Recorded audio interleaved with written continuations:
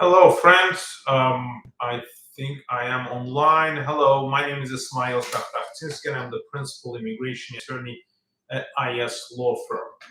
Let me see. Okay. All right. So today is the next live stream.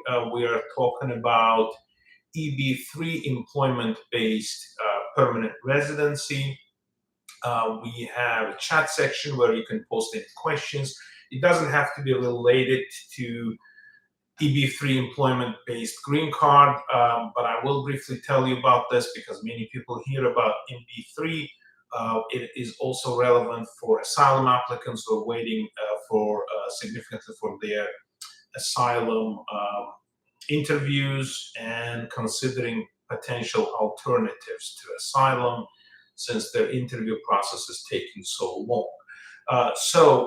Please subscribe to our channel, please press like, please post your questions in the chat section. I will do my best to answer as much as I can.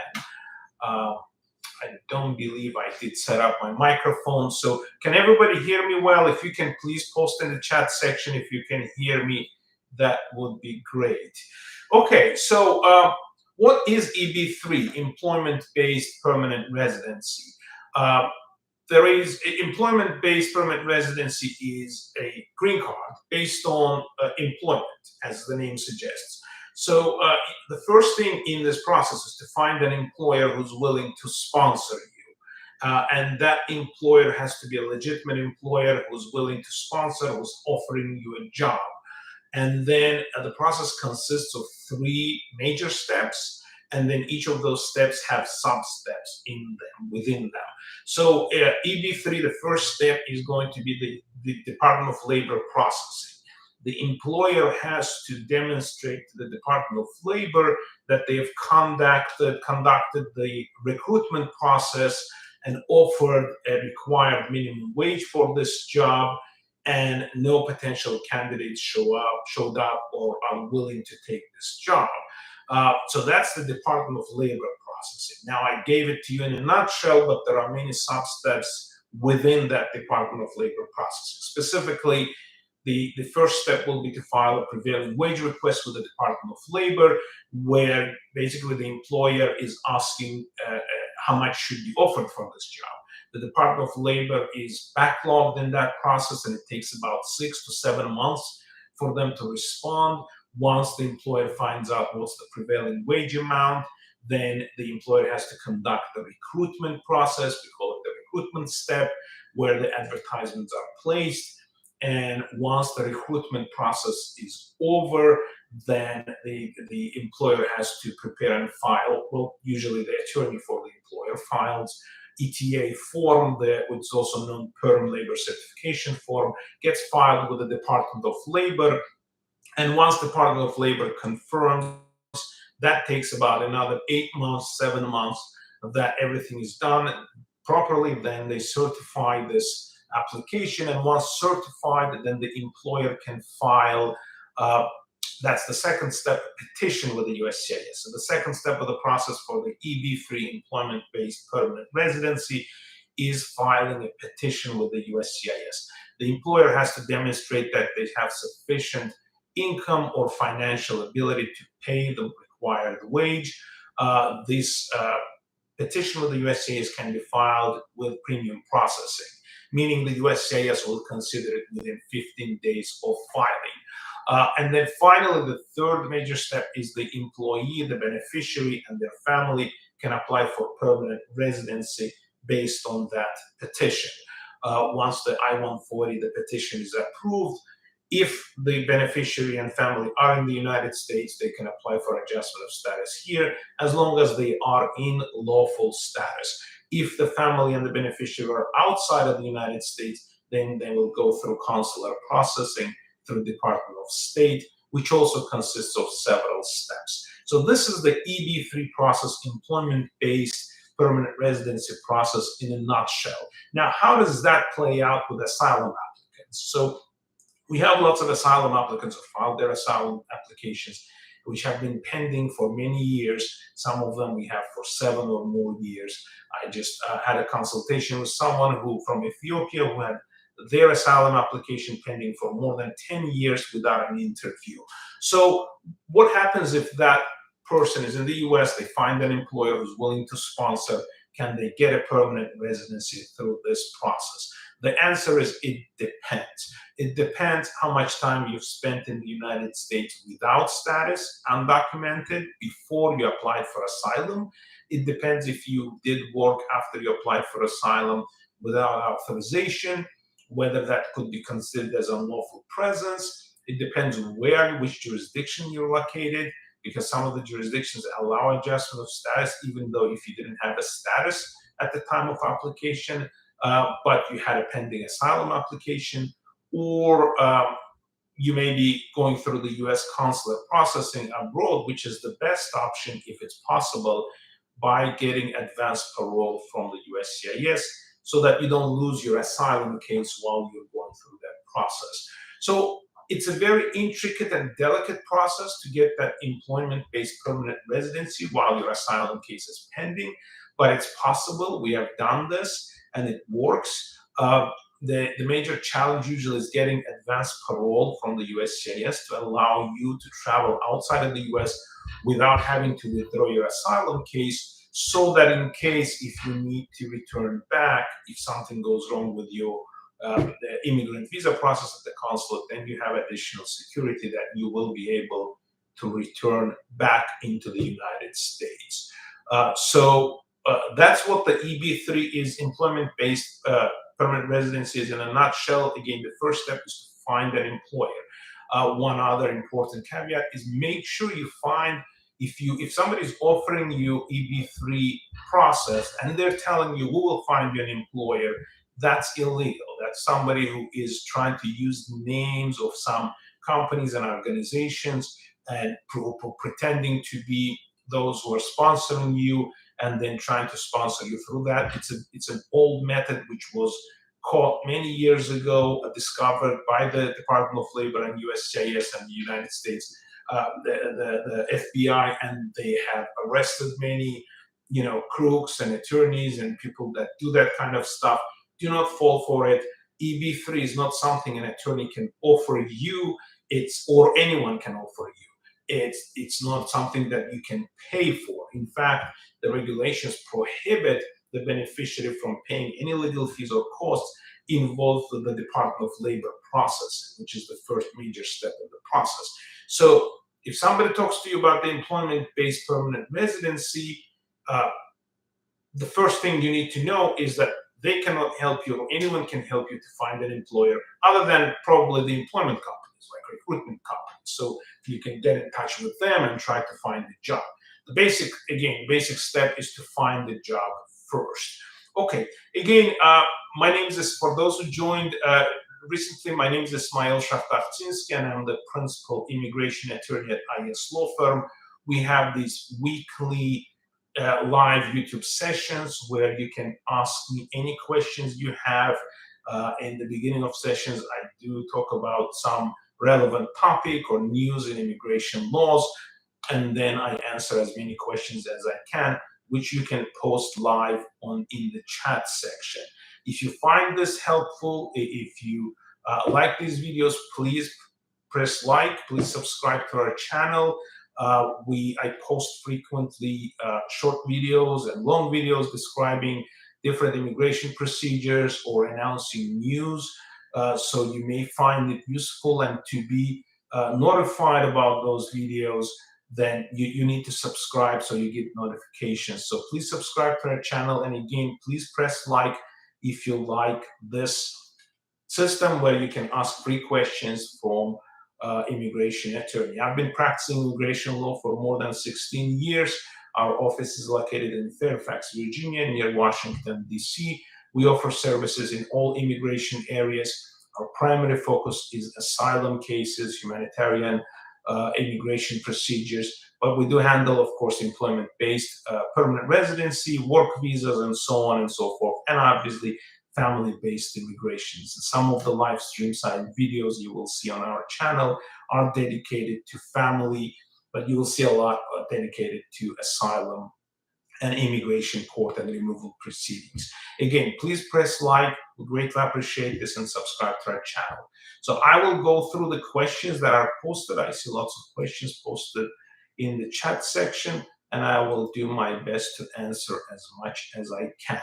All right, so the first question I have is, I will first go through the questions asked by the viewers and then go through the questions posted by the admin, which I understand are based on the questions that are posted in our social media.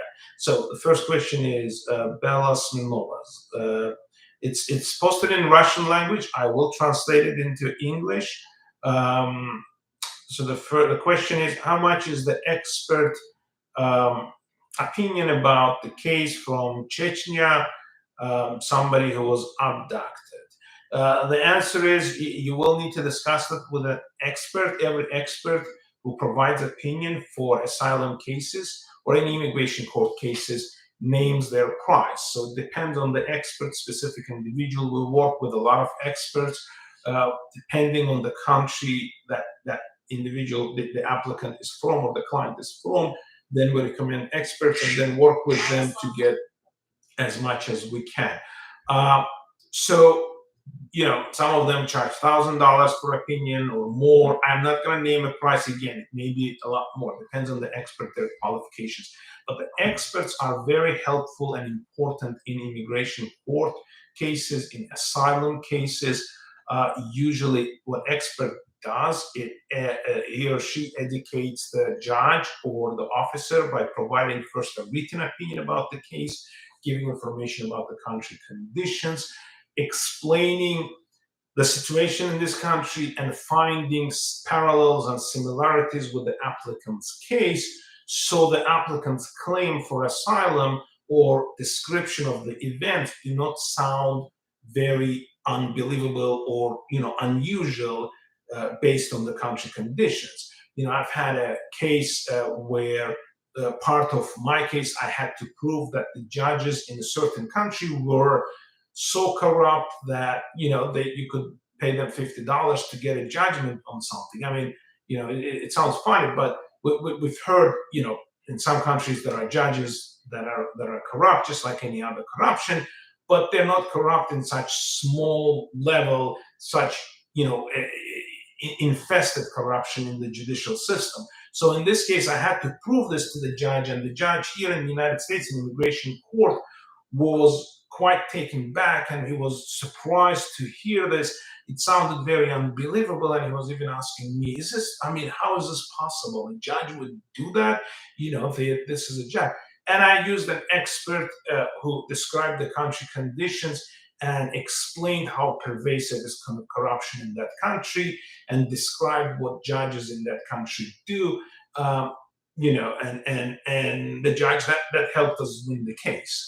I believe that strongly influenced the judge's decision, because one thing is me as an advocate for my client, for the applicant, to argue this to the judge, and another thing is to have an independent expert who is, explaining and describing the judicial system in those courts. So experts are very helpful, very important. I strongly recommend in all immigration court cases, not all, I shouldn't ever say all, but in most immigration court cases, and in some affirmative asylum cases before the USCIS Asylum Office, I also recommend using an expert, at least a written opinion. But at least what I mean is usually the officer would not be questioning expert during the interview process, but the written opinion helps. Now, not in every case. In some cases, it may not help because, I'm talking about asylum officers, because lots of asylum officers are not attorneys. They don't have legal education or legal training, and they don't understand the idea of independent expert. Some of them do. I know it sounds funny, but they don't understand. Some of them don't understand what expert means. They just perceive it as, somebody you pay to just argue for you, and they don't, it doesn't help, or it may actually even hurt their ego, because some of the asylum officers have this ego that I'm the one who decides whether this is persecution or not. I will review the reports and the applicant's story and interview and make my decision based on that. Who's this person? telling me that, hey, this guy is going to be subject to persecution. Because experts do write in legal formal language, and this kind of, I don't know. And again, it plays out different in every case, depending on the type of the case.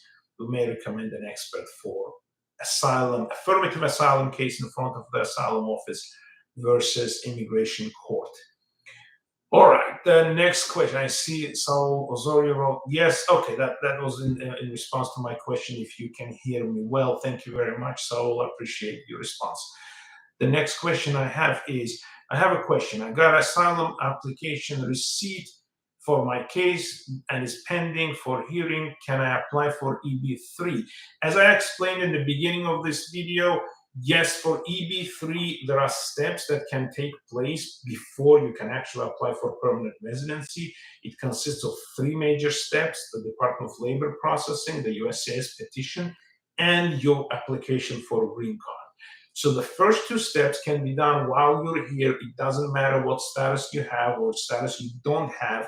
So the employer can sponsor you for those 2 steps. The 3rd step, where you apply for permanent residency, will depend on how you entered the US, how long you've been here without status before you applied for asylum, which jurisdiction you're in, and whether you can leave the US, get an advance parole, leave the US, and return back. Now, if you do have potentially EB3 employer who's willing to sponsor you, my strong recommendation is consult with an attorney one-on-one, talk about your case. The attorney will ask all of the information needed to give you an answer to this question, whether it's possible for you or what options you have. Now, I'm an immigration attorney, doctor of jurisprudence in the United States. I've been practicing immigration law for 16 plus years, and you can contact us. There is contact information, and we'll be happy to answer your questions, to ask my questions, and to answer your questions. But again, you can hire any qualified attorney to be able to give you those answers, but you do need one-on-one consultation to get the thorough answer to your question. All right, the next question is, hi, it will be 100 and, I'm sorry, something is blocking this. Okay, now it's stuck. All right, so hi, it will be 150 days on June 9 that I've applied for asylum. Is it long or is it wrong? Okay, long. Is it long to fill out the EAD application? Okay, is it long enough to file the EAD application? Yes, the answer is yes. If you filed your asylum application 150 days before, then you can file. Just give it a 1 or 2 days, because once you file it, once it gets there, it takes a couple of days. But if you have a receipt for your asylum application, it shows the date of filing at 150 days, and then you can file the EAD. If you want to verify you have 150 days, you can contact, I believe, the 1-800 number. We haven't used it in a long time because we usually keep track of this, and then we keep track of it with the immigration court portal. But check on that, and typically, as I said, 150 calendar days from the date of the receipt of your application, you can file for EAD, and you should receive it within about 30 days or so. All right. Next question I have is, hello, I wanted to find out what is the price for your professional conclusion on the case linked to Chechnya. The answer is, it depends. Again, it's not the price. If you want to schedule a consultation with me, there is a link, and the consultation costs $250. That gets deducted from the future fees if you retain us, so the consultation becomes free. But if you want me to review the case, to read the declaration and review all the documents and give you my opinion of what is lacking, what is not, that might be more than just a regular consultation. But again, the first step is the consultation. We'll talk about the case, and then I can give you exact quote on the future fees. Again, depends on many different factors. There is no standard label that I can tell you this is how much it's going to cost. The next question I have is Moumita Rahman, Global Real Lawyer. I believe that's just somebody who's advertising some other law firm. I filed my asylum case this year. When can I expect interview? So Melissa is asking about the interview after filing for asylum. The answer is no one knows. Even the asylum office does not know. So the interview scheduling for asylum cases is chaotic, is random. It's I don't want to say mismanaged because it's not fault of the asylum division. They've had limited budget and they have too many cases, inflow of cases because of all that's going on in the world, and they cannot manage all of the asylum cases. But randomly, we do have some cases that we filed that get scheduled for asylum interview within the first 6 months.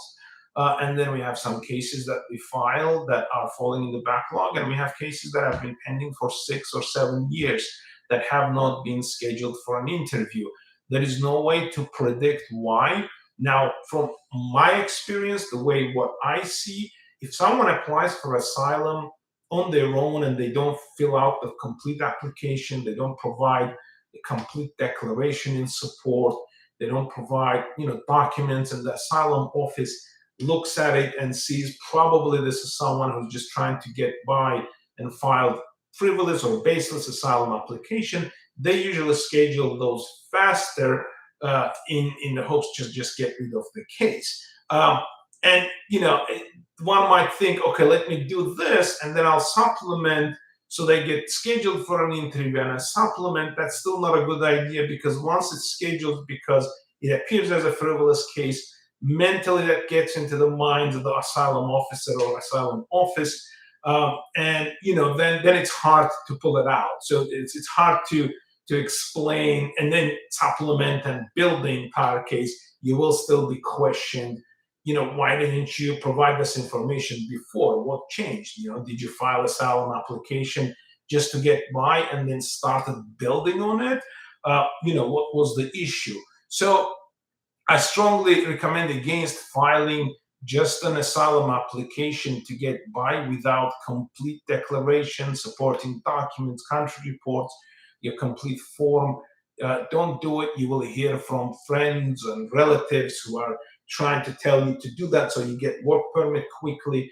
Don't do it. Make sure you have all of the forms and documents, all of your entire declaration prepared fully before you file it. Okay. For those who joined recently, again, please subscribe to our channel. You will be notified of our great videos about different asylum procedures, immigration procedures, news, immigration news, changes in immigration laws. Please press like. I greatly appreciate that. Please share this in your social media. We have weekly at 12:30. I was just corrected by our marketing team. I thought it was 5:30, but it's 12:30 p.m. on U.S., New York, Washington, D.C. time. My name is Ismail Shakhtarzinski, and I'm the principal immigration attorney at I.S.Law Firm. In these live streams, I do tell you about the news, immigration news. I describe some kind of immigration topic, and then I answer as many questions as I can. Typically, these live streams last for about 1 hour, 1.5, 90 minutes or so. But I do my best to answer all of the questions here. Again, please press like, please subscribe to our channel, and please post your questions in the chat section, and I will answer as much as I can. Okay. Next question. When it was the prime, Moumita, okay, I filed asylum. When can I expect interview? Thank you very much for answering my question. Thank you for your question. Hi, can I file my work permit first? No, you cannot file for work permit first. If you're talking about filing work permit before filing asylum application, the answer is no, unless you entered through CBP-1 app through the border. So if you entered the United States using a CBP-1 app where you had an appointment with a CBP officer and they processed and allowed you to enter, then you can apply for work permit at that time, even before you actually apply for asylum. You will be called to immigration court where you have to apply for asylum. But even before that application, you can file for work permit. You don't have to wait 150 days. So that's an exception. That's in the CBP-1 cases because you are paroled in the U.S. They give you that work permit for the time of the parole. But then once you file your asylum application, then you will have a free application for work permit, which will be given for 2 years, and it can be continuously extended. Okay, next question. Can one be still student and continue waiting for asylum decision? So, Melissa, yes, the answer is you can keep your student status. In fact, it's a good idea, and wait for your asylum decision. The reason why it's a good idea is because, specifically, for example, for EB3, if you find an employer who's willing to sponsor you, and they do, then you can obviously apply for adjustment of status in the US. And if you keep your student status, it also gives you a benefit. You're not going to be placed in immigration court in case if the asylum office is not granting you asylum. You're not going to be placed in removal proceedings at this point.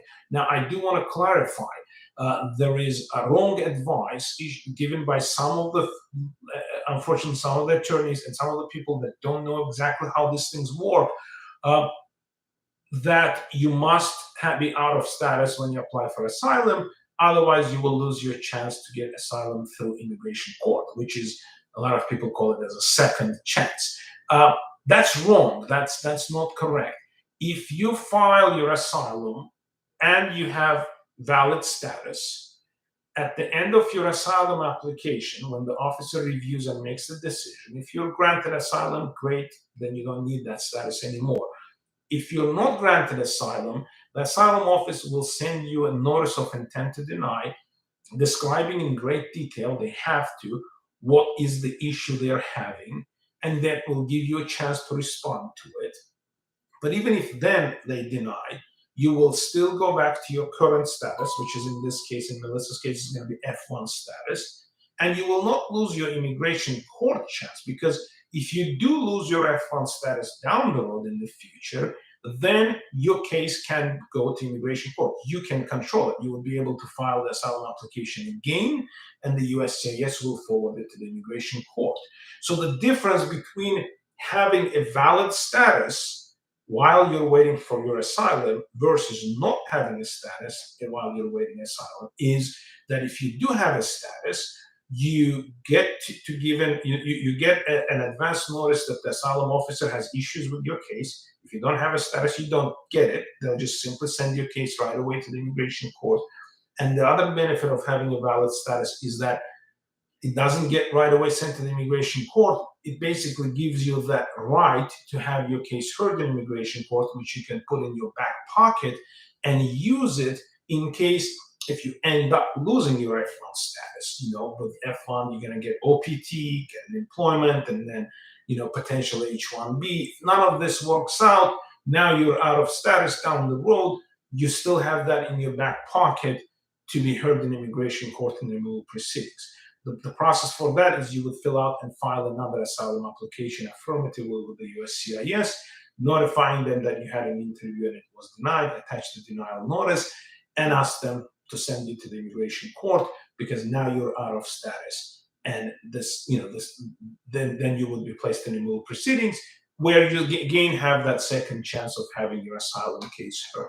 So it is very important. It's very unfortunate that I see lots of asylum applicants who lost their status before they applied for asylum or just gave up voluntarily their H-1B status or other different type of status because they believe that if they don't, then they're going to have less chance of getting asylum approved, which is wrong. Again, that's absolutely wrong. Think about it this way also. If you do have a valid status and you file for asylum, that's also a human factor from the asylum officer, because the asylum officer sees that you don't have a problem, nobody's deporting you, that you are applying for asylum because you affirmatively came up to the USCIS to notify them, here's what's going on. If I go back, this is what's going to happen. I believe I deserve asylum. Please give it to me. So it's a human factor that they also see that, you probably do deserve it. You're not doing it just because you have no other way of staying in the US. You actually do have a valid status. So it also helps that way. So yes, Melissa, the answer is you can be in student status. Now, the downside of it, if you're in student status, F1, you're paying out-of-state tuition, and it's expensive. You have to take certain number of credits. You have to, make sure your service doesn't get terminated. You have to keep up with whatever school program you're in. So some people get tired of that. They don't want to spend too much money on this, and they just drop their F1 student status. Nothing wrong with it. Again, as I said, you're right. It's not going to negatively affect your asylum case. You will. It's just if the decision is negative at the asylum office, you will be sent to the immigration court where you'll have that second chance, and you need to thoroughly prepare for that. But hopefully not. Hopefully you get your asylum affirmatively through USCIS. Okay, next question I have. If someone claimed asylum the first time and withdrew his asylum application, can he apply again for the second time in another country, will be granted asylum? I think, well, by withdraw, you mean withdraw. So if someone applied for asylum, withdrew his asylum application, can he apply second time in another country?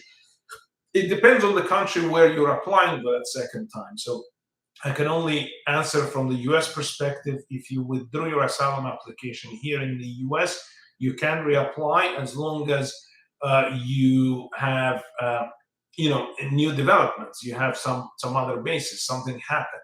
Maybe you filed asylum application and then you believe that it was weak, that you didn't have basis, but then country conditions changed or something new happened and now you're filing again. Then yeah, absolutely, you can refile it. Next question I have: how long does the asylum work permit last? 1 year or 2 years? The answer is 2 years. It can be renewed every 2 years. I had individual hearing last week, and my lawyer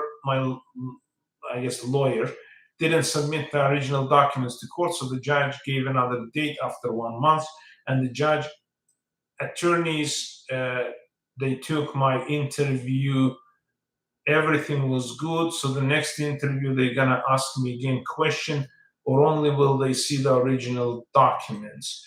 So if you have been questioned, if you answered all of the questions during your initial individual hearing, now you have a second individual hearing. It shouldn't be repeated. The testimony that you gave is already in the record. There is no reason to ask the same questions again from you.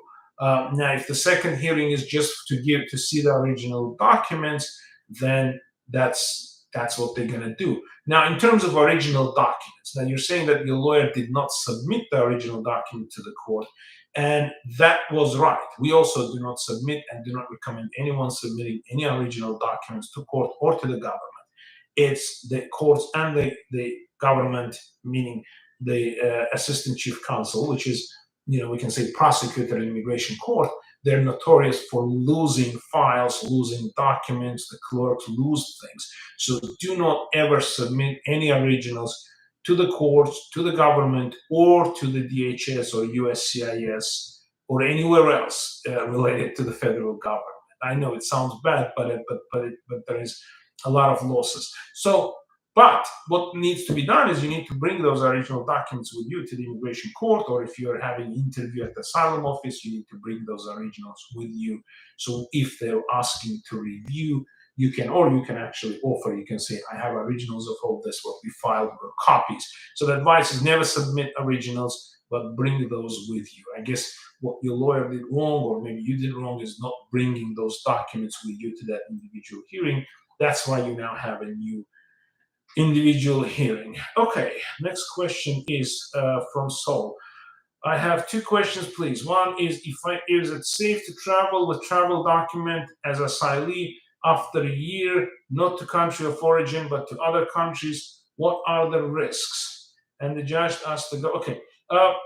So typically there are no risks. The travel document is issued to you as Asylee. You can use this to travel. The only risk that exists there, I mean, it's not a small risk, but there is a rule that if you spend in the US more than 6 months unlawfully before you applied for asylum, or if you applied for asylum and worked without authorization, that's also considered for this purpose as a lawful presence, and then you leave the US, then you may be banned from returning to the US for 3 years or more. Or more, what I mean is 3 years or 10 years if you spend more than 1 year. Now, that usually doesn't apply if you leave the US with advanced parole. So the advanced parole for anybody who's going through adjustment of status, through marriage or employment, they get advanced parole and they leave the US, or even with a pending asylum application. If you have an emergency situation, you can apply and get advanced parole and leave US and return to the US. And if that's the case, you're not going to be banned. That departure is not going to trigger that 3 year or 10 year ban. But it doesn't apply to asylee travel document, refugee travel document. So, and that's specifically stated in that large memo policy that the USCIS has on this, unlawful presence and 3 year, 10 year ban, which is triggered by departure from the US. If it sounds too technical, what my recommendation is, contact your lawyer who handled your asylum case, or contact us and schedule a consultation with me so that we can ask you all the questions and give you all the information. But I am giving you all the parameters now for you to be able to do all these calculations. So if you spend more than 6 months at any point since you entered the US before you were granted asylum unlawfully, it means without a status and without a pending asylum application, or even if you had pending asylum application, you did not work during that time unlawfully without EAD, then you if you haven't spent that, if you don't have that, then you can leave with a travel document. You're not going to have a problem. Again, we still recommend not to leave in any case until you get your permanent residency. And the good news is that now under the new rule, you can file for permanent residency almost a day after you're granted asylum. The reason they changed it is because the time it takes the USCIS to review this permanent residency for asylees takes more than a year, and by statute, by law, asylees are eligible for permanent residency after 1 year of physical presence in the US. So if you apply now and then you have your case reviewed 1 year later, and as long as you spent 1 year physical in the US, then you qualify for permanent residence. In the past, you had to wait until you actually spend 1 year in the US before you file, and it takes about close to 2 years in some cases, most cases actually, more than a year, for the USCIS to review the adjustment of status for asylees. So the answer is yes, these are the risks. You can travel. If you don't have, these unlawful presence issues, it's not recommended, especially, and you did mention you're not going to the country of your persecution, but even in a country that has, close ties to that country of persecution. Not only close ties, but also corrupt countries. Like we had asylees traveling with travel documents to Russia who have been detained and threatened with torture or being sent back, even though they entered Russia as refugees with a refugee travel document. But and I'm not talking about now. I mean, especially now, nobody should go to Russia. But I'm talking about years ago, like 10 years ago. So asylees from other countries who travel to Russia because it's so corrupt and it's a terrorist state. They basically at the border, anyone who entered with a refugee travel document from the United States, they always been risking, and they have done this to individuals where they put them in prison, they threaten with torture, or threaten with sending back to the country of their persecution, of their original citizenship, if they don't pay huge amounts of money. So be aware of all these issues as well. The second question that Saul has is, there a difference for I-730 application? Is your spouse here in USA and was mentioning your asylum application? Yes, so if your spouse is included in your asylum application and she is or he is in the US and you get granted asylum, then he or she gets granted asylum as well. If you do marry or your spouse arrives in the US after you filed your asylum application, while your case is pending, but before you were granted asylum, make sure to have that file that's supplemented in the asylum office so that your wife gets granted asylum together with you. Now, if your case is in immigration court, in removal proceedings, you file the asylum defense in immigration court, and your spouse arrives in the US, that's challenging to include him or her in your case because they have to be also in immigration court in removal proceedings. And to do that, you have to get the government to agree to issue notice to appear. And if they entered, for example, on a visitor visa, they can't do it because your spouse has a visitor visa. So that becomes challenging and most of the time impossible to include your family automatically in your asylum case in immigration court. Now, what I-730 is everybody probably heard of I-130, which is the petition of a spouse or relative who file for their relatives in the U.S. citizen spouse, for example, spouse for sponsors a foreign spouse. But I-730 is same thing for asylees. So somebody who's been granted asylum here in the U.S., they can sponsor their spouse or children under 21 by filing I-730 within the 2 years of the grant of asylum. And that is the way to get them here or to give them asylum status here. Now, the I-730s take significant amount of time, somewhere around 2 years or more. And unless there are any urgent humanitarian reasons, that's how long it's going to take. Versus if you include your spouse here in your asylum case before you were granted asylum and your spouse is in the US, then they're going to be automatically granted asylum. You don't have to file I-730 for that.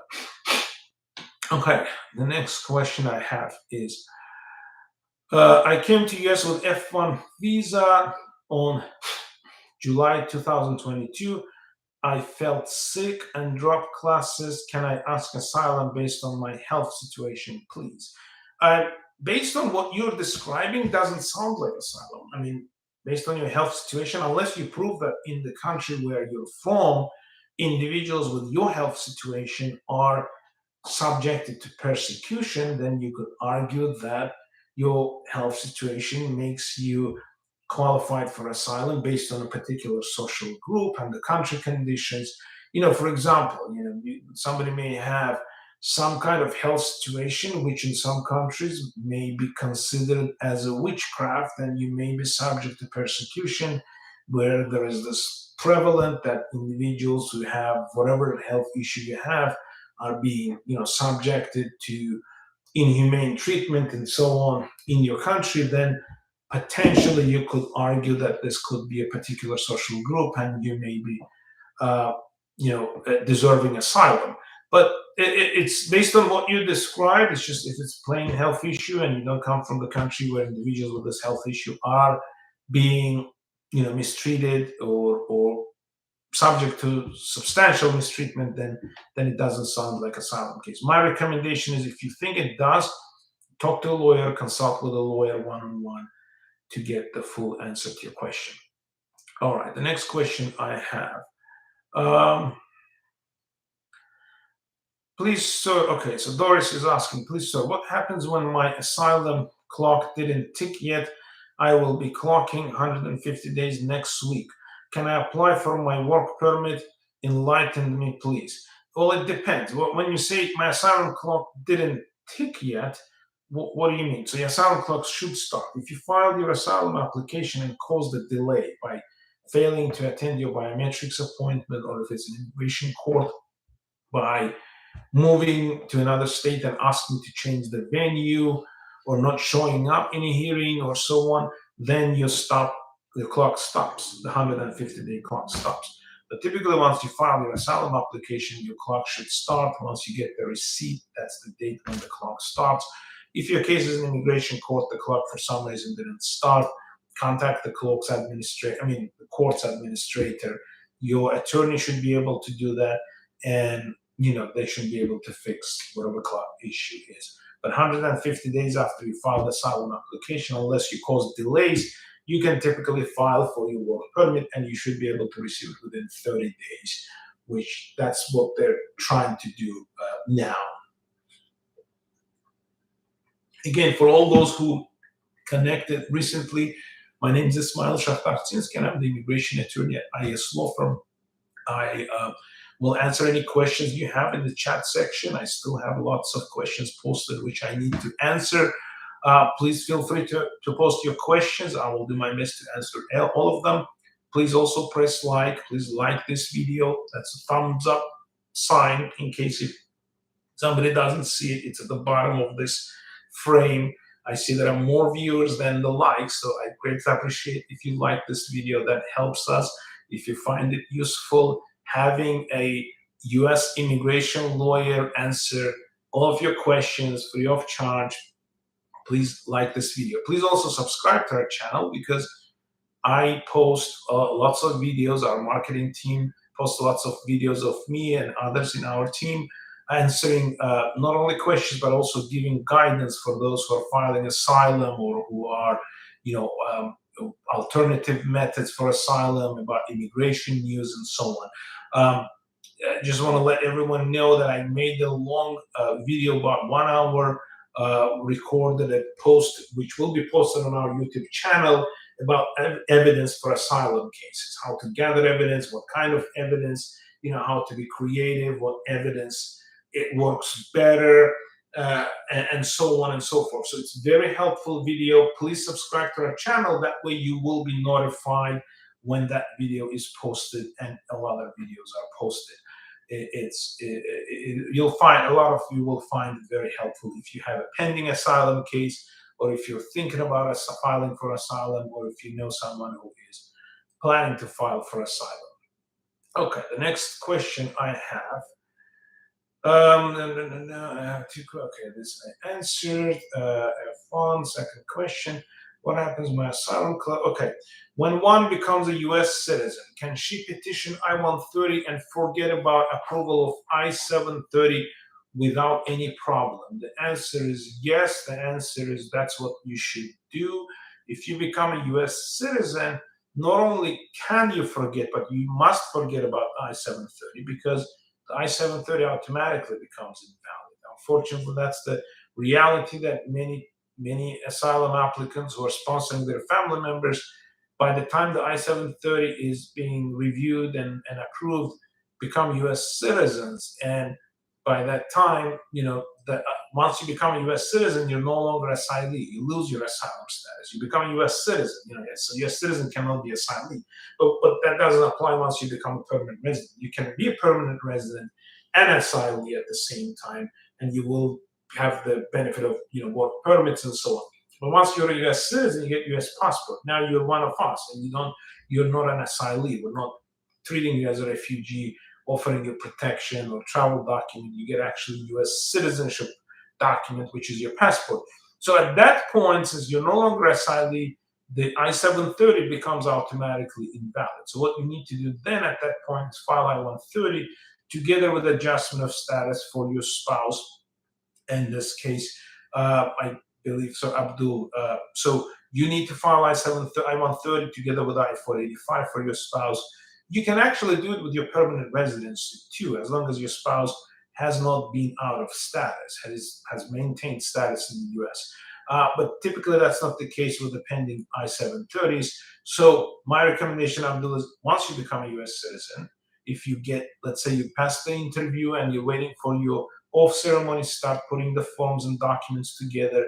It's a very thick package with multiple forms. I believe there are 7 or 8 forms that need to be filed. All of that can actually be prepared beforehand. So the day you go to your off ceremony and get your naturalization certificate, you can just attach that copy to it, all of the package that you previously prepared, and file it for your spouse so you don't lose more time. And that's what I recommend. Now, I will say a word or two about preparing I-130 and I-485 package. That's sponsorship for family members, adjustment of status with a petition for family members. The USCIS recently, and by recently I mean sometime beginning of this year, began processing and approving these cases without an interview. Or maybe it was end of the last year or somewhere around this time. It's just, it's cloudy that in my mind that it was sometime recently. So they started approving family-based cases without interviews. In the past, they would schedule interview almost in every case. By almost, what I mean is practically in every case.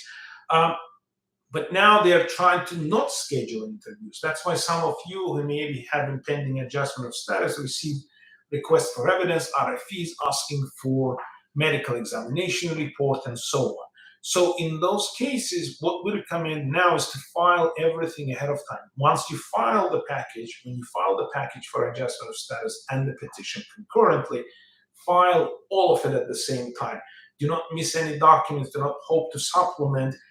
The reason being is that will delay the process. If you want your case approved faster, smoother, without an interview, get everything together, prepare a very strong evidence of bona fides of your relationship, and get your medical examination report, all of the supporting documentation, make sure all of the biographical documents you have, identifications, birth certificates, they're all in long form birth certificates.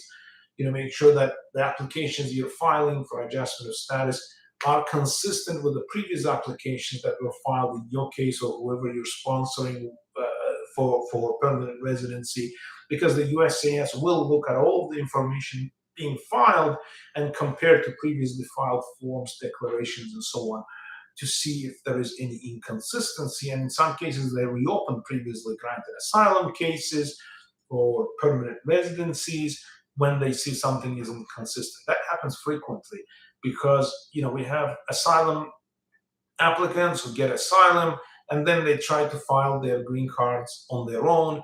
They file their citizenship applications on their own, and they put some information that is inconsistent, or they go to the interviews and the officers are sneaky. They're tricky. They ask tricky questions and they compare to the asylum case and they come back and say, oh, here's the inconsistency. Now, that means you either have to admit that you lied in your citizenship case. That means you're going to have to wait 5 more years to qualify for citizenship.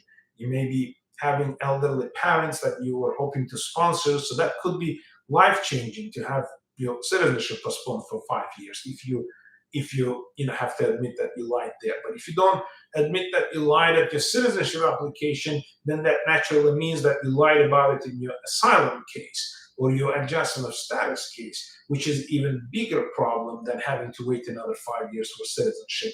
I'm describing, for those who don't understand exactly what I'm describing a situation where somebody gets granted asylum and then they try to file their own adjustment of status cases without professional help, or their application for citizenship, and they miss things. They either indicate wrong information in the forms, or at their interviews, the officers ask them tricky questions, and there is some kind of mismatch between what they tell the officer now, which is 7 years or more after the initial asylum interview.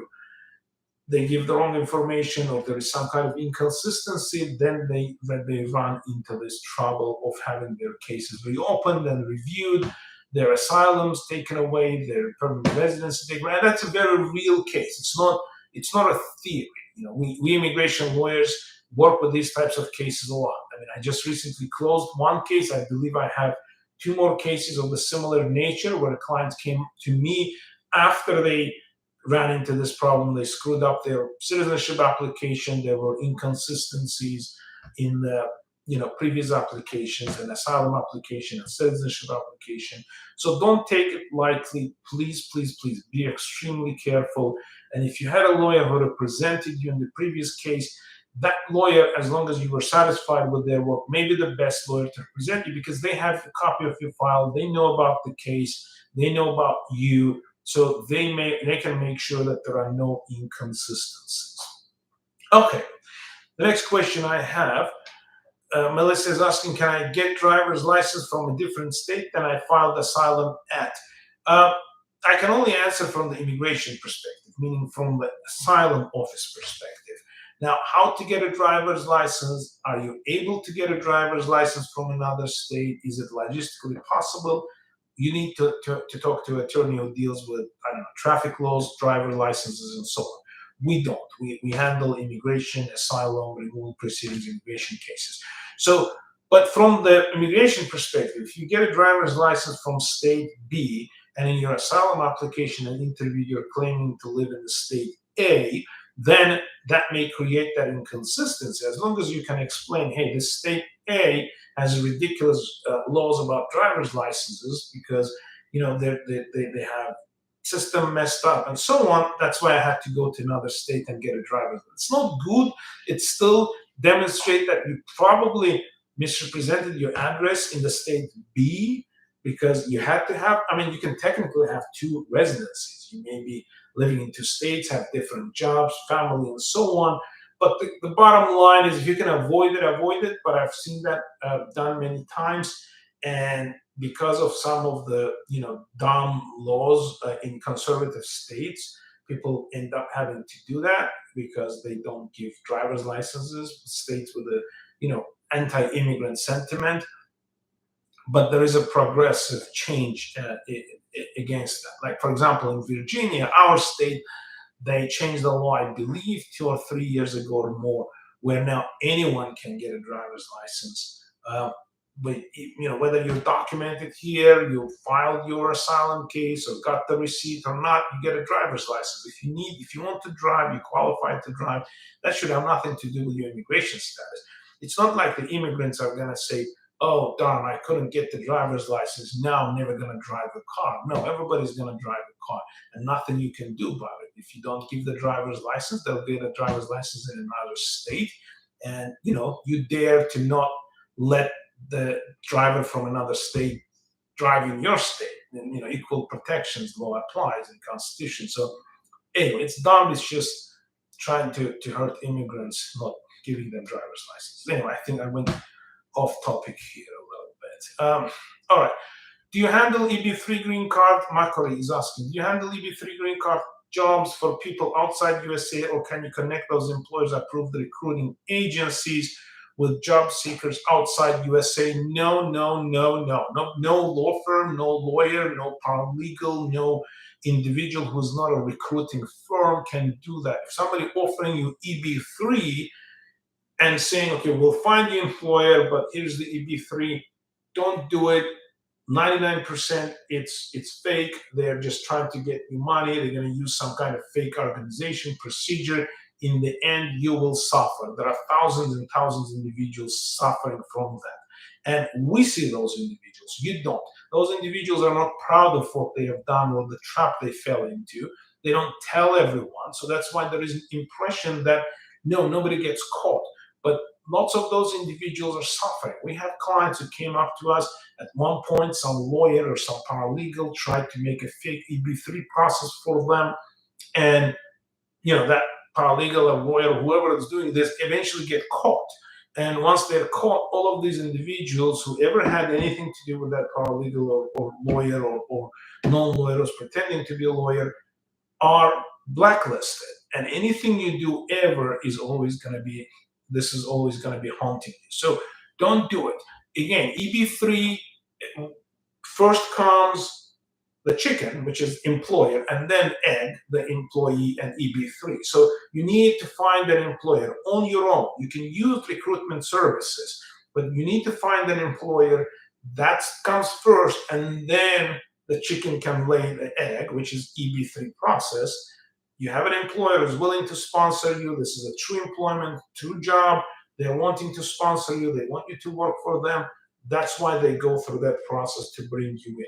And guess what? It takes about 2 years. So that's the challenge of finding an EB3 employer in the US while you're outside of the US. So unless you have special talents, which can qualify potentially for, let's say, O1 extraordinary ability visa, which is much faster process, and we'll talk about this maybe in the next live stream. Again, for all those joined, we have these live streams every Thursday at 12:30, Washington, D.C., New York time, Eastern time, as known in the U.S., and you can post all your questions in the chat section. I will do my best to answer as much as I can every Thursday at 12:30 Eastern time. My name is Ismail Shahtakhtinsk, and I'm the principal immigration attorney at I.S.Law Firm. I have been practicing immigration law for 16 plus years.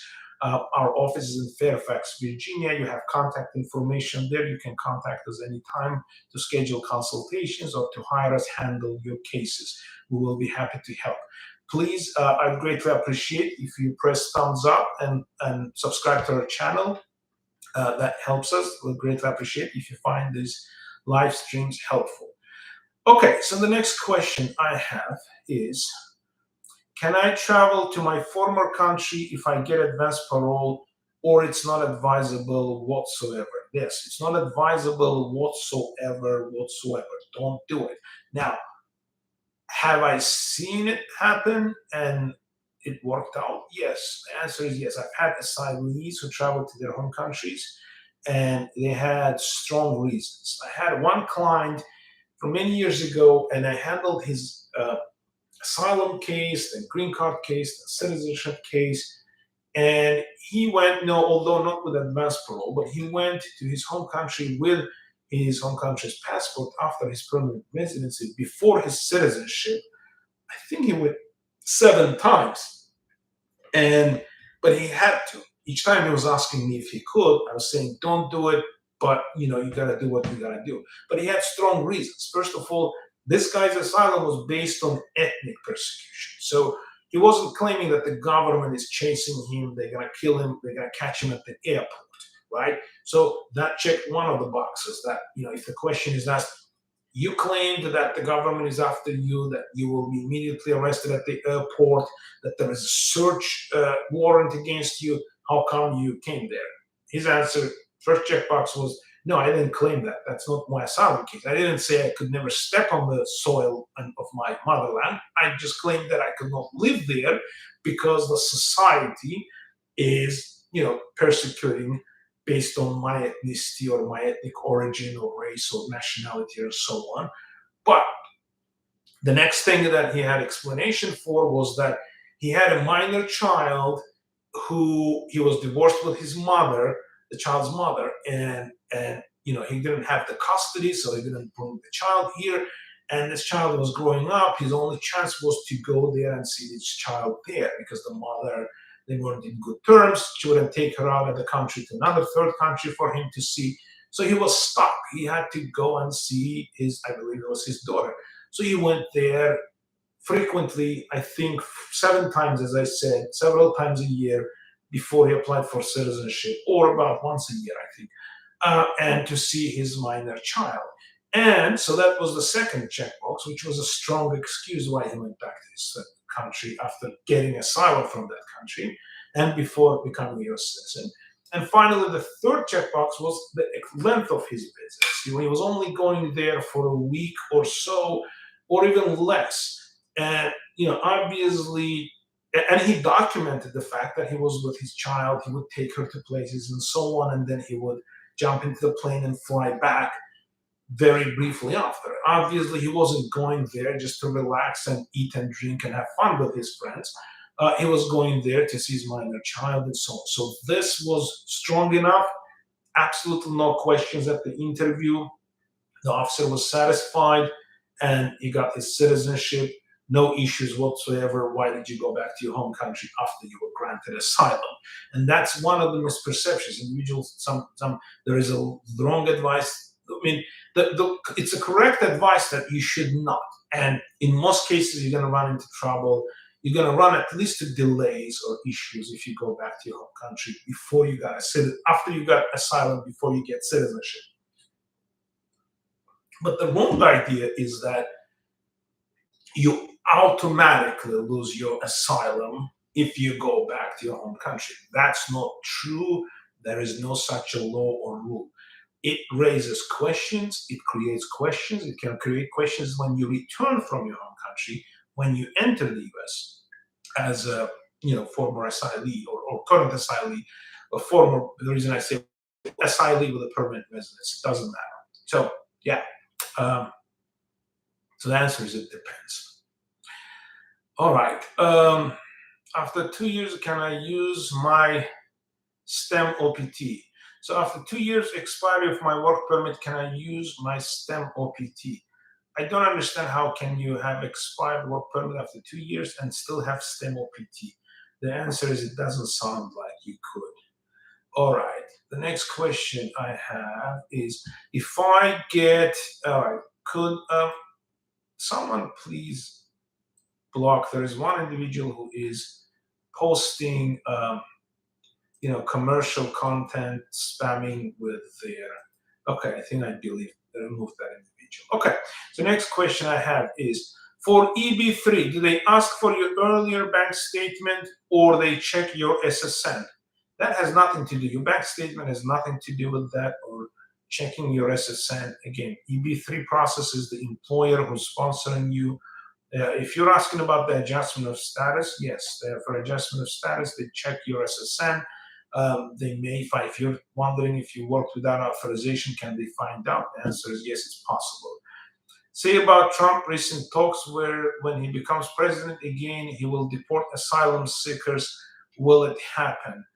He cannot. It's not in his power to deport asylum seekers. Now he can create obstacles, which they did when they had this wait in Mexico rule, and then coming up with different other rules, making it difficult to get asylum or apply for asylum in the U.S. The executive branch. So you have to understand how these all asylum rules and laws work. So there is Congress, which makes the rules and laws. And those laws are, well, not the rules, just laws, the legislation. And those legislation about asylum are based on the international treaties that the United States signed. For example, the asylum comes from the Convention on Status of Refugees. I believe it was 1950 something or 60 something when this convention was signed. I think it was 59. Anyway, so that's an international law. Based on that, the US Congress adopted, here's how asylum is going to work here, and here's our laws. Now, based on these laws, the executive department, which is Biden and his administration, and in the past was Trump and his administration, they have to implement those laws. And because Congress doesn't close all the possible holes in the law, they don't specifically say how it's going to be implemented. They say the law is you have to apply, for example, for asylum within 1 year, but there may be exceptions. Then the executive department, the president and his administration, or hopefully in the future her administration, can come up with the rules and regulations. Here's what we're going to do. Here's how we're going to implement whatever the law the Congress gave us. So their power is limited. The power, if what they do is against that law, the way the Supreme Court interprets it, then that action by the executive branch can be struck down by the federal courts. And that's what happened. For example, Trump tried to cancel deferred action, DACA, which we all know as dreamers, individuals, the kids who were entered in the U.S. when they were children. They haven't seen any other country in the world, and they grew up here in the U.S. They don't speak any other language. Trump wanted to deport those individuals from the United States. And the federal courts put a stop to it, and they said, no, you cannot cancel DACA because it's capricious. It's done with the ill intent. It's not done for the sake of implementing the laws, the legislation passed by the Congress, but it's just done to hurt immigrants. So, yes, the answer is they can try if Trump becomes a president again, but there are ways to put a stop to it, which they have done successfully in many of the things, limiting what Trump could do. All right. If I got to school in different states, but in summer I was indifferent for vacation, I filed asylum in the state that I was vacating. Other than where I school, any issue? Yes. The answer is yes. You may have an issue. You have to make sure that you provide the correct address where you reside. Now, where you go to school is typically where people reside, or where you work is typically where you reside. There may be some special circumstances or exceptions. That it's possible to have two residences. But the important part is do not misrepresent. Sometimes we hear individuals who live in one state and they hear that this state is a conservative state. They want to apply through another state for asylum, and they indicate their friends or relatives' address, but they actually don't live there. And that's going to be caught, and most likely they'll find out where you are, because we're talking about the U.S. federal government. They know, not that they know that somebody sits and looks for it, but they can find out where you were this morning. Because if you used your credit card to buy Starbucks, it's possible for the federal government, through its own channels, to find out where you were, where you're located, where you woke up this morning, right? So technically, theoretically, they can find out everything. And if they do, and if they find out that you misrepresented your address information, whether your case is an asylum office or an immigration court, then it's going to be used against you. That means you are not a credible person, and your credibility is the important one, probably the most important part of your asylum case, other than the country conditions. But yeah, so don't do that. Don't think that they're stupid. They'll find out, and it's easy to find out. Even you can Google one's name. Probably white pages are going to show a bunch of different addresses, because that's everything you do. You leave traces, right? You apply for driver's license. You go to Social Security Administration to do something. You sign a lease agreement. You get somebody reporting you somewhere. The police officer stops you. You get a traffic ticket. You have to think about this. I mean, all of that leaves traces in the public records, where you were at a certain time, certain date, or what was your address. You apply for credit, your credit reports. You buy a car. You lease a house, and your apartment complex runs your credit report, and they ask your address, and they show that this was apartment complex running your credit report. Think about it creatively. So you leave traces where you are. So it's not so easy to use somebody's address claiming that's your address and just voila, that's it. I will apply from California while I live in Alabama. No, that's not going to work. It may work for somebody. It may work, but with the same success, somebody may jump from the fifth-story building and survive. Is it a good idea to do so? No, probably not. Most of us will survive that fall. So please don't do it. It's dangerous. It can cause your entire case be denied because you're misrepresenting your current address. All right. Does asylum cases ask for an RFE? No, they don't. Now, there is a notice of intent to deny if you maintain your lawful status. If the asylum officer doesn't want to approve your asylum because they have issues, if you don't have a status, if you don't have F1 or H1 or whatever status you may have by the time the decision is made, they don't give you any heads up, any request for evidence. They just send your case to the immigration court. They deal with it.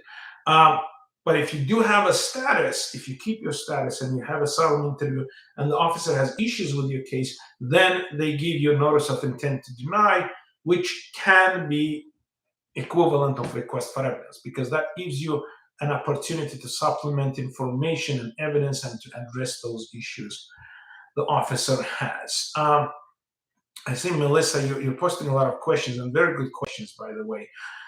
Thank you for that. So for asylum interview decision, do they check with the information you gave out during embassy interview in your country? Absolutely, yes. They do check your information, and that's one of the trick questions in your asylum interview.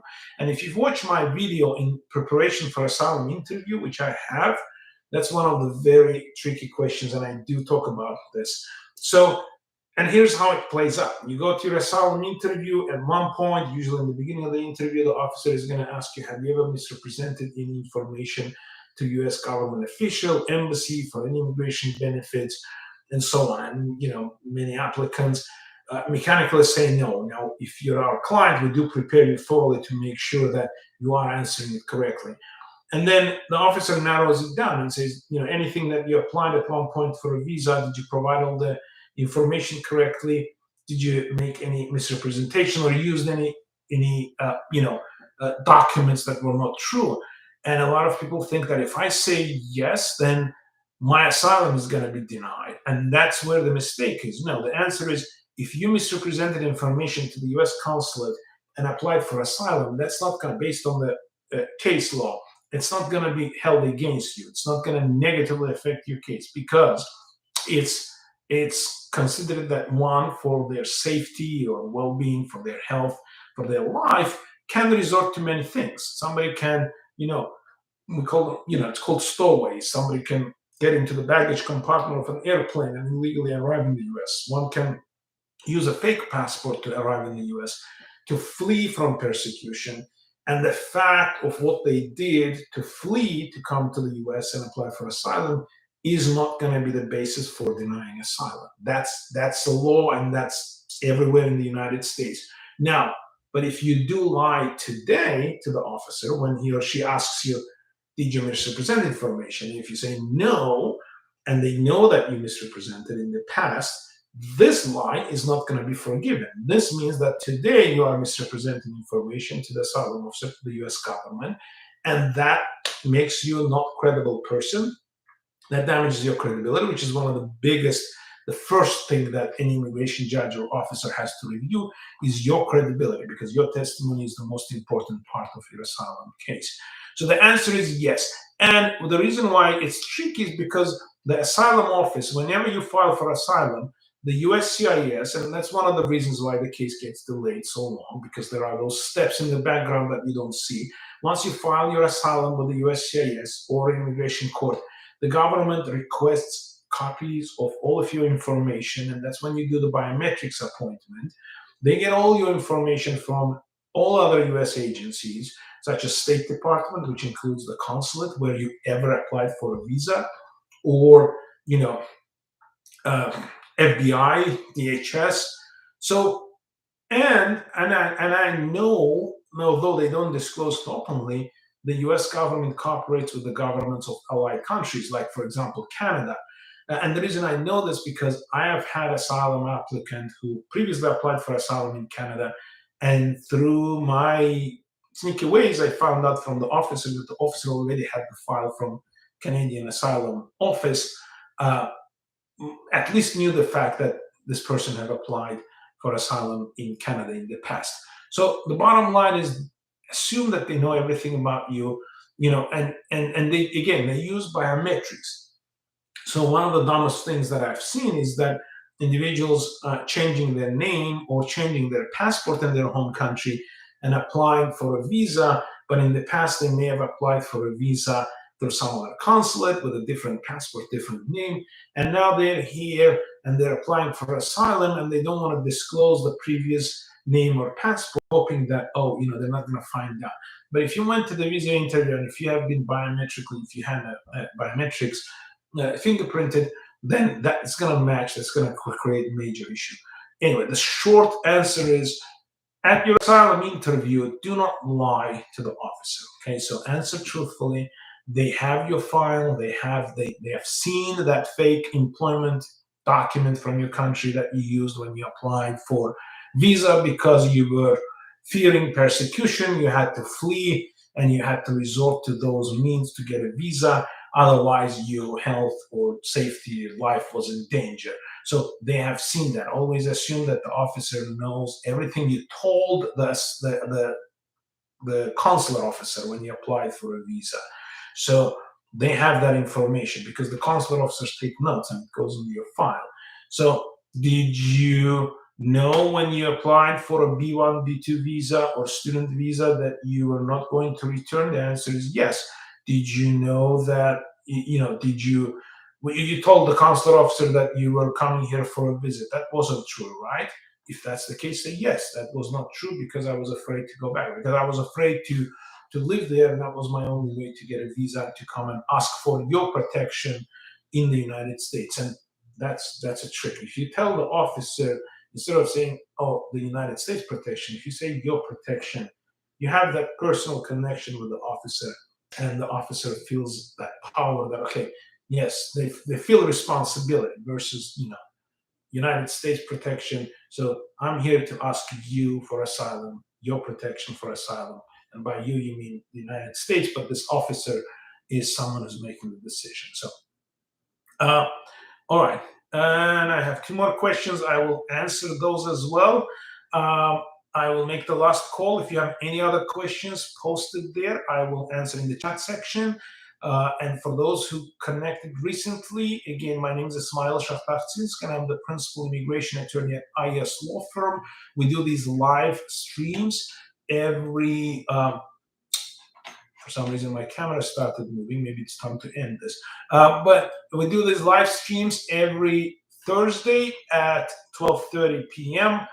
Eastern Standard Time, which is Washington, D.C., or New York time. We're located in Virginia. I am a U.S. immigration attorney. If you like this video, if you find it very helpful, please press like. We greatly appreciate this. And please subscribe to our channel so you can be notified about the useful videos that we post on news in the U.S. immigration laws and the developments and the procedures, how to do's, or answering any questions we have. All right, so the last two questions I have is, hi, I'm waiting for asylum interview exactly 7 years. What is your suggestion? Does waiting longer make harder to win the case or make it easier? The answer, it depends on your country. So it depends on what things change during those 7 years.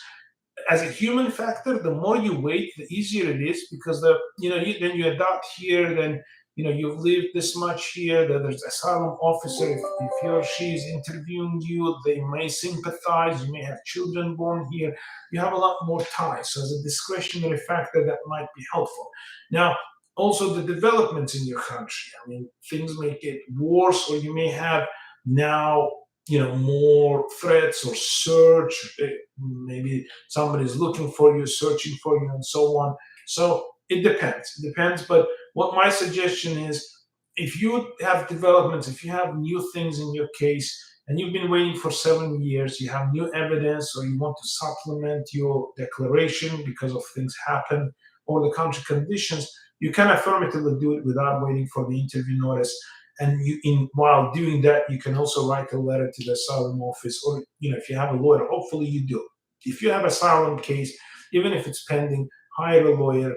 It's an important step in your life. And if you screw it up the first time, it's hard to fix it down the road. Don't think as immigration court is your second chance. No, your first chance and only chance was when you prepare your asylum application, and whatever you provided at the interview is going to be stuck in your case. It's too hard, or many times impossible, to get it unstuck or supplement or do something in immigration court. So get that lawyer who you're going to hire, or you have to write a letter there saying this case is complete. Here is the supplemented information. We're ready for the interview.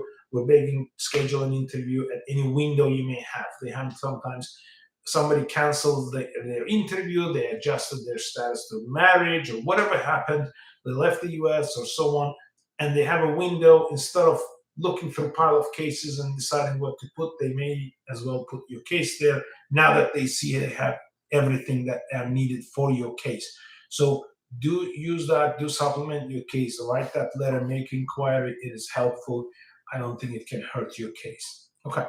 The next and last question I have is, what do you think of EB3 unskilled EW3 agencies? They advertise that they connect you with an employer job offer for a path to green card. It's possible they can connect you. Just make sure you don't pay them anything ahead, anything substantial. If they can connect to that employer, make sure you hire an independent immigration lawyer. Don't work with them, but you can work with them to have them connect. Okay, say yes, connect me to the employer. Once they say, okay, we have this employer and they're willing to sponsor you, then consult with a separate immigration lawyer, including myself. You have my contacts there, and schedule a consultation and have them look into it. And then I will look into it and I'll tell you, hey, this is fake. That's impossible. They wouldn't. This employer is not going to. Who's this employer? You can search and find out information about that employer, the company, or whoever, to see if it's a legitimate business who's willing to sponsor you. Before you put all your money down and put all your hopes and have them start the process, have an independent immigration lawyer look into it, give you advice whether it's legit or not. Also understand that if you start all this process, this is a permanent residency process. And if you do, then it can also damage your ability in the future for applying for any kind of non-immigrant visa. So this process may take years. And if it's not done properly, or if it was a fake process, then you may lose that. Okay. All right. I said last, but last of last is, how long does it take to get asylum withdrawal notice? Typically, they email you right back saying that, okay, we received the notice. Thank you very much. So if you withdraw your asylum case, you can email it to the asylum office. You should write in a form of statement, sign it, include it as attachment, send it to the asylum office asking to withdraw your case. And typically, they will reply to you very shortly after saying that, your case is withdrawn. Thank you very much. And that's it. Now, if you do have a status, if you have a green card or other status, or you got citizen or whatever you got, which causes you to withdraw, make sure to clearly explain this and attach evidence of that. Because if you're withdrawing your asylum case, the asylum office, and that happens frequently, they presume that you're now out of status, you withdraw your asylum case, so there is nothing for you to apply for. They just forward your case to immigration court. Now you have then removal proceedings, then you have to file a motion and hire a lawyer to handle that part, to eventually get the removal proceedings dismissed. So that becomes a big headache. So make sure you provide all of that information to the asylum office. All right, thank you all for great questions. It's been very productive, and I found all of these questions very helpful and very good questions. So again, if you like this video, please subscribe to our channel, please press thumbs up, and please subscribe so that you can be notified of the future live sessions. Again, we have this English language live session every Thursday at 12:30 Eastern Standard Time, United States time. And we have one in Russian language for all the clients of ours from Eastern Europe, from former Soviet bloc, and so on. It's going to be on Tuesdays, I believe, at 2 p.m. Eastern Standard Time. Again, 12:30 Thursdays, and in English language live sessions here. Thank you very much. I hope everybody enjoys the rest of the week and the weekend. Thank you very much. Bye-bye.